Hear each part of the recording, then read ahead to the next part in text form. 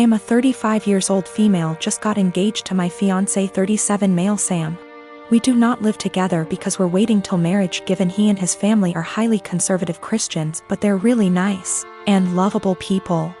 I had plans to spend NYE with Sam, but he said he was out for NYE dinner celebration with his parents then called me again inviting me to join them, and I happily did.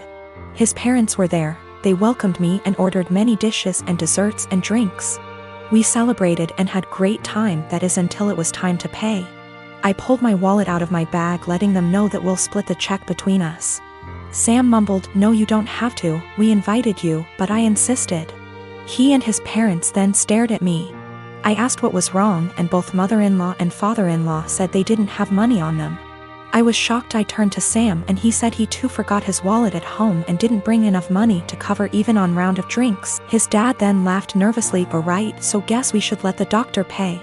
I was taken aback. I said, "I'm sorry, but no, this is just so much money to spend on one dinner by myself, and I didn't think I was expected to pay the entire bill." Sam said I should pay and he'd pay me back later, but I said no since I know he will have to get a job to pay that much money. I said, "I'm sorry, but this isn't the first time I've been put in this situation by him and family, where I'm expected to rescue them after they somehow forgot their wallets and expect bothers to pay hundreds for their extravagant dinner." I told them I'll only pay for what I had and that's it. He and his parents were shocked.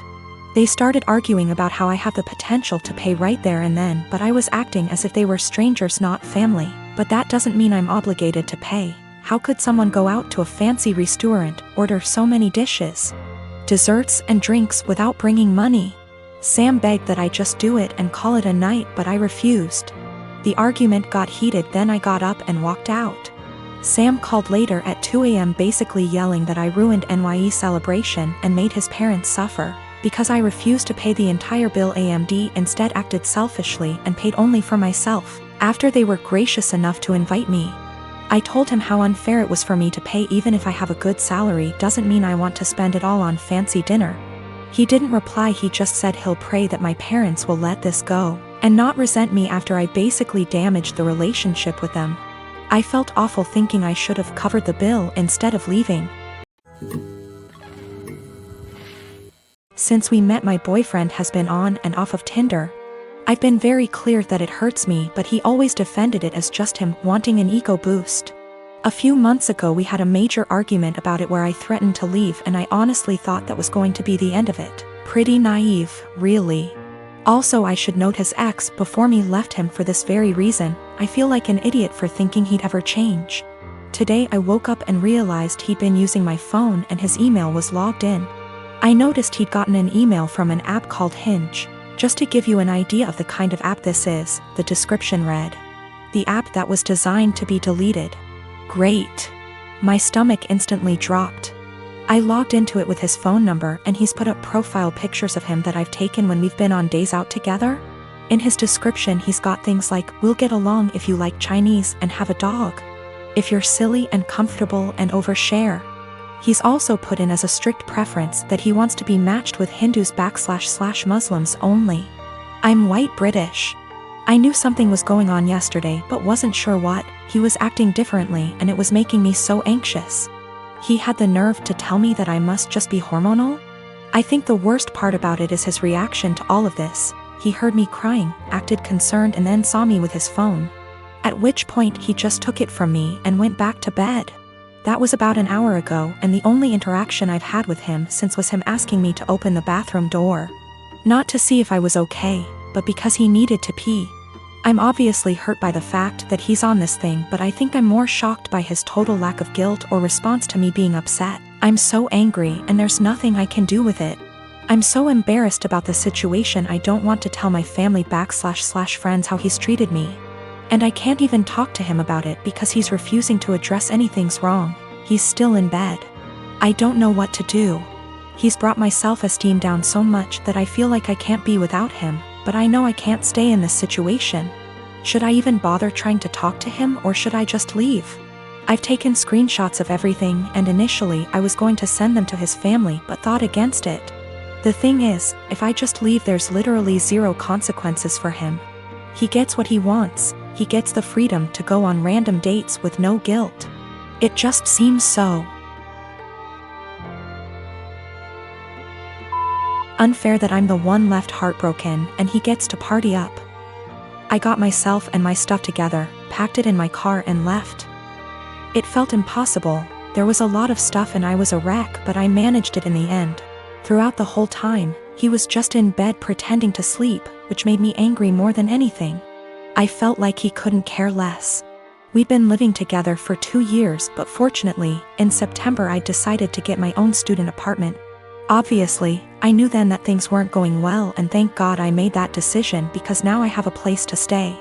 Whilst I was sat on the driveway in my car ready to leave, I got a text from him saying, "I'm not going to insult you by asking you to stay or to come back, but could you please leave the keys to the house?" I had already left them, but that last dig at me made me so mad and hurt. No apology, no goodbye. Just leave the keys. I guess that's my closure. I'm sad that this shit show of a relationship has come to an end, angry that it happened the way it did, but funnily enough, I'm relieved. I can do what I want now and get on top of my self-esteem issues. I'm driving down to see my mom and the rest of the family tomorrow. I haven't seen them since Christmas and I absolutely cannot wait. The anger's still there, but I'm just going to get on with things. I absolutely cannot waste any more energy on that guy. My sister was set to marry a guy who was a complete douchebag. He seemed like a nice catch to any outsider. He was tall, handsome, very confident, a doctor. Basically the sort of guy any woman would swoon over. Unfortunately, he was a sociopathic, unrepentant narcissist, devoid of any empathy, who would take out his anger on anybody he felt beneath him and seemed to enjoy doing it. You know how basically they say, don't look at how your partner treats you, look at how he treats others. And that's how he'll eventually treat you. My sister didn't pick up on that. I picked up on it early. This guy was really mean. Would berate and insult people for the smallest thing and would lose his cool with anybody who looked at him the wrong way. He started doing it to me, and I told my sister early on, this guy's an asshole.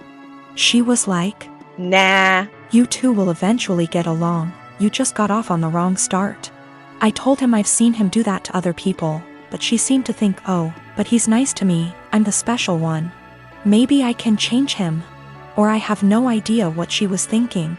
After about 2 years together, when they were engaged, the cracks were evident. My parents loved him, his dad and my dad go way back. They both went to the same medical school together and have been close friends for decades. Her fiancé is also good friends with my 2 older brothers.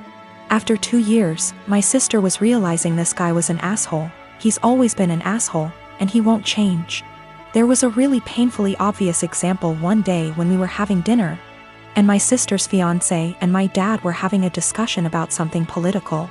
My sister tried to offer her opinion into the discussion, and they both snickered. Then this guy just started berating her and ripping into her in front of everyone, making her feel this small. I could sense her pain. She was just quiet and just sat there taking it. I was thinking, what are you doing with this guy? He has no respect for you. He has no love for you.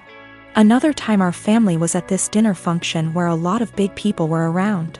My sister's fiancé completely left my sister alone at the table with me, and was sitting at this other table with 2 women.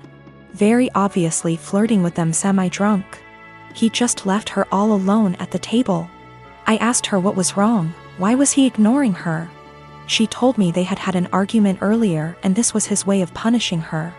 You see what I mean when I say this guy is a complete sociopath? My sister and I are really close, and even though I'm younger by far, little brothers aren't devoid of wisdom. And I've been urging her from day one to break up with this guy before she gets in too deep.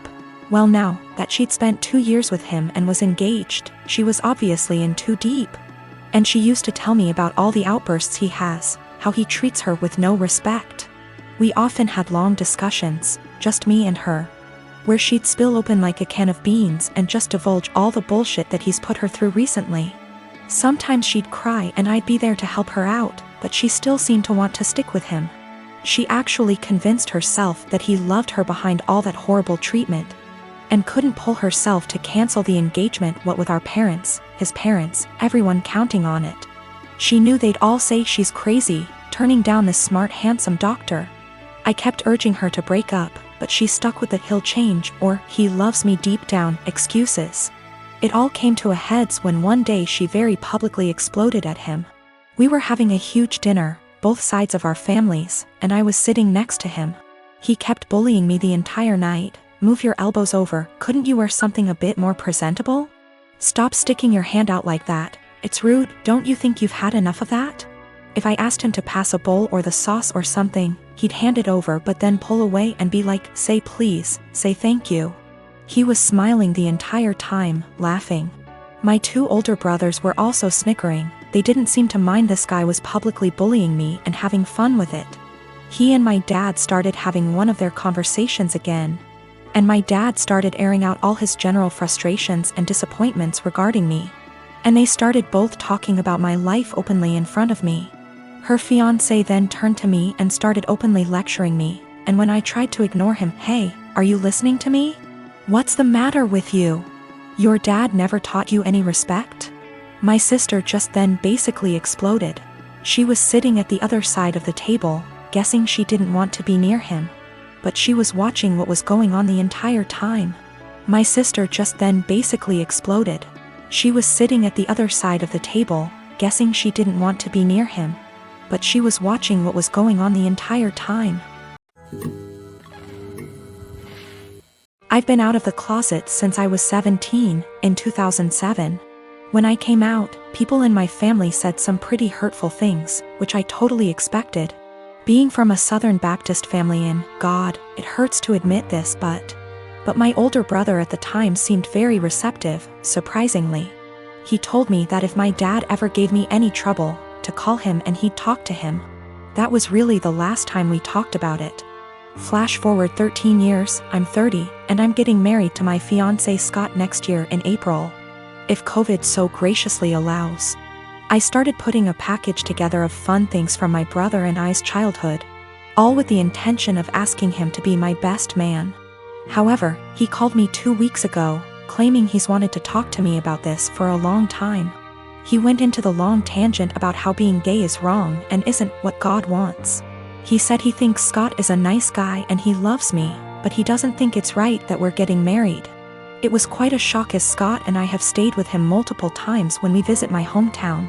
To top it off, and what hurts perhaps the most, he said my 3-year-old niece, whom we adore, won't be coming to the wedding because he didn't want to have to explain to her what was going on here. Notice he only said that she wasn't coming to the wedding. I think he fully expected to still be invited after this. His wife, whom he started dating when I was 12, feels the same apparently. My whole dad's side of the family feels the same way they do, but I've already written them off mostly in my mind. My mother is beyond pissed and upset at them. I think what upsets me the most is a sense of betrayal. They were my safe spot in the family. I felt like because they're close to my age and younger and went to college, they would understand and it wouldn't be a big deal to them. I almost feel a bit embarrassed because Scott comes from a wonderful Italian Catholic family and they've never been anything less than loving and supportive. I told them that, on what is supposed to be one of the happiest days of my life. If they or anyone else is sitting in the audience and in the back of their mind thinking that what we're doing is wrong or not right, they should just stay home. I know my brother and family love me, but it feels up to a point, conditional, and limited. I told them that they learned being gay is wrong, they weren't born not liking gay people. So they can unlearn it, if they were willing. But I don't think that's going to happen.